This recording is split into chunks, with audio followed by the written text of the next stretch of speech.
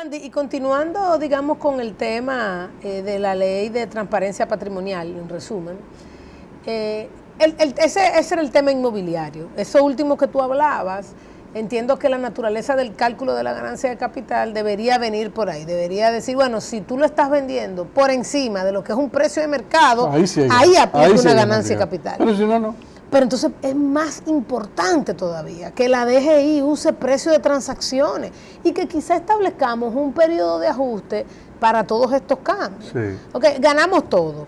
Gana la DGI, gana tú, que hoy no tienes nada, como posible comprador en el futuro de una propiedad, que cuando tú la vayas a adquirir, salte el maco en ese momento, porque eso es lo que puede pasar y entonces se traba y el que te vende quiere que sea tú que asume esos impuestos y ya usted puede imaginar lo que pasa por ahí. Entonces yo creo que esto hay que hacerlo con mucha cautela, pensando mucho. Creo que debería ser parte. Yo sé que la urgencia de esta figura legal se debe sobre todo a la entrada en vigencia de la ley de lavado de activos, ¿okay? Y el hecho también de que para poder comenzar a operar y a legislar bajo la ley de lavado de activos es muy importante que se transparente lo que tienen las personas en sus manos y de que obviamente esto sea consistente con lo que te voy a decir ahora.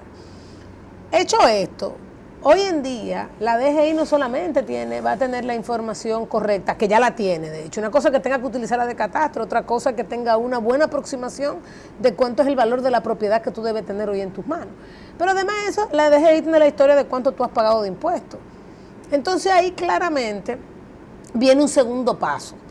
Y el segundo paso es, ok, tú tienes estas propiedades, tú me dijiste que la tienes, no solamente tú pagas un 3, vas a pagar un 1, y ese 1 inclusive sobre propiedades que cuando tú la alquilas, entonces tú además tienes que pagar el 25% de impuestos sobre la renta del alquiler que te están pagando sobre esa propiedad. Entonces tú de esa propiedad terminas pagando el 1% de la propiedad, terminas pagando el 25% del ingreso que te genera el alquiler de esa propiedad. Y además la DGI, que es lo correcto y es lo adecuado, pero lo que no funciona. No tiene que facturarle el ITEVI al que te... Si es una propiedad de vivienda normal, no. Si es una propiedad comercial, ¿verdad? Okay. Esto era una, y en todo caso te retiene el ITEVI si tú eres una persona física y eso es una comercial. Y luego viene la consistencia entre tus declaraciones en el tiempo de impuestos sobre la renta y el valor de los activos que tú tienes hoy si estos no fueron heredados, ¿verdad? Claro. Entonces esa es una segunda vuelta. Y es importante, o sea, yo creo que esto nos abre, con toda la tecnología que existe hoy, esto nos abre una brecha a que todo dominicano tiene que comenzar a pensar, y el Estado de su lado, cuál es la estrategia a mediano plazo para ir balanceando las brechas que existen ya y que van a venir entre los activos que tú tienes y los impuestos que has pagado. ¿Ok? Y eso va a venir más temprano que tarde. Hoy en día ya toda la información que tienen los recaudadores, toda la tecnología que tienen los recaudadores hacen que el cierre de esta brecha sea más rápido. Hace 15 años quizás no era posible. Hoy tenemos inteligencia artificial. Hoy tenemos algoritmos que la DGI va y lo compra, lo entra en su base de datos, limpia un ching la base de datos y a los 2 minutos te salen los rojos, los amarillos, los verdes y los azules. Entonces, esto es un poquito más complicado. Y dentro de eso, yo entiendo, Andy, como te dije, sé que esta legislación sale como consecuencia de la ley de lavado de activos, que de hecho nos vimos casi, lo tuvimos que aprobar por todo este tema que tuvimos con GAFE a nivel internacional. Pero yo creo que esto tiene que ser parte de una reforma fiscal, y una reforma fiscal no solamente puntual, sino una reforma fiscal en el tiempo. O sea, esto es tema de establecer a 5 o 6 años cuál es la estrategia con cada uno de los contribuyentes, porque la realidad es que si bien muchos contribuyentes no han cumplido con sus compromisos fiscales, lo cual hoy la ley estipula que es lavado de activos, ¿verdad? Y tú puedes ir preso por eso.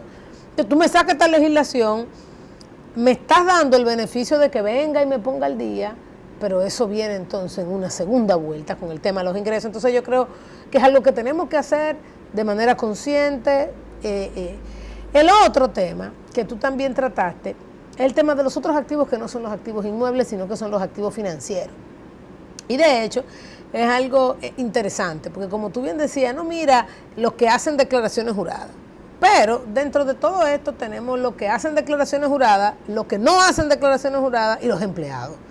Aquí tenemos 3 grupos, Sí, sí. donde tú dices, mira, yo ni siquiera hago la declaración jurada. Hay uno que sí hace su declaración jurada todos los años y puede ser que incluya o no incluya. Y están los empleados que a lo mejor tienen activos que incluyen o no incluyen. Bueno, de que eso, no tienen que incluir porque ellos no hacen declaración. porque no hacen declaración. Porque Entonces tú se dices, supone que el empleador les retiene su impuesto y le hace después, al final del año, sí. El empleador le hace todo eso. Hay una tabla. Ellos Hay una contribuyen tabla. en base a una tabla. Claro. Sin embargo, por ejemplo, tú te podrías encontrar situaciones donde hay un empleado que por años ha tenido beneficios que no son declarados por el empleador y este empleado puede tener activos que no son consistentes con el impuesto sobre la renta que está pagando. Él tiene un desbalance. Tiene un desbalance. Sin embargo, esta ley no le dice que tiene que hacer esta declaración. No, sí, si a él lo atrapan en un momento dado y aparece, mire, la empresa X ha estado pagando por usted este impuesto sobre la renta, pero en base a nuestros organismos de inteligencia tributaria hemos encontrado que usted también es dueño de 7 propiedades aquí, de la cual solamente tiene una registrada para fines de IPI. Vemos que usted tiene balance en estas instituciones financieras. Acuérdate que la DGI puede pedir a las instituciones bancarias información no generalizada, pero sí caso por caso de gente que ellos entienden que están incurriendo en violación. Entonces, si te hacen un análisis, te pueden llamar y entonces te podrían decir que hay algo que tú estás haciendo que está mal hecho, algo que es ilícito. Si te llevan al capítulo de lavado de activos, vas a tener un problema.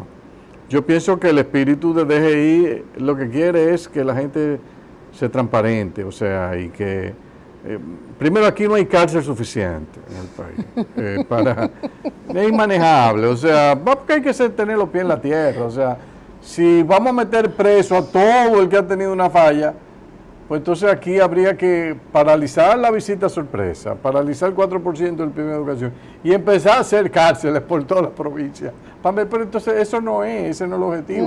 No. El objetivo es que poco a poco nosotros vayamos teniendo un sistema tributario más sencillo, más confortable para todo el mundo, que nos podamos todos ir acoplando, sin necesidad de generar... Pero hay algo importante también, y es que esta reforma, lamentablemente también, tiene su foco en el mismo grupo de personas que pagan los impuestos. Te voy a decir por qué, Andy. Generalmente, cuando tú tienes un nivel de riqueza X, existen muchos mecanismos por los cuales esta reforma no te va a atrapar. Existen muchos mecanismos de hace mucho tiempo, fideicomiso fuera del país, trust, todo, donde hoy en día cuando van a buscar, bueno, a tu nombre no hay nada de eso. Entonces, generalmente cuando tú tienes un nivel de riqueza importante, tú has tenido la asesoría financiera importante para estar blindado para este tipo de reformas. Luego tú tienes los demás abajo. Andy, hay gente que generalmente tú categorizas como bajo ingreso, no sé cuánto, pero son gente que son cuenta propia, que te facturan mensualmente 100, 120, 130, lavando cabeza, pintando uñas, arreglando nevera, estufa, y te generan todos los meses. Ese grupo de la población que regularmente tiene una educación financiera muy baja, todo este tema de la ley ni siquiera sabe qué está sucediendo. No, en serio. Es así. No, porque tú tienes su target. Eso tiene su target. Ese target regularmente es una clase media alta. Sí. Ni siquiera la más alta, porque te digo, la más alta tiene los mecanismos financieros legales, no estamos hablando de nada de ilegal, legales, para que este tipo de legislación no le llegue. Entonces, esas son de las cosas que ciertamente se suman a esto que tú dices, es decir, implementamos esto como va. Todo ese tipo de cosas se suma porque regularmente es la misma clase que es sujeta de las reformas y de los cargos y de los pagos de impuestos.